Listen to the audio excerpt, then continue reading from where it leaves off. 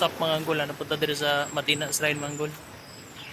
Pansin na sa Luyo mga anggol. Nato yung mga tower. Yan namin dito sa Luyo. Hindi na yung bukid.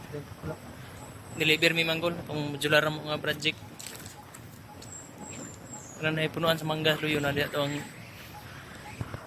ang site.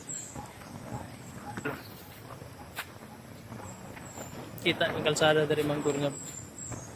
Tingkuan na. Gusto ba ito yung kalsada dari Manggol?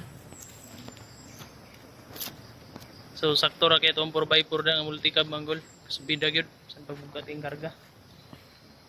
Mga modular project ito Manggol niya. Ito mga boys na ito naghakot pa. Kita dire kay mutabang ramdag na yung amo. Baklay-baklay ra.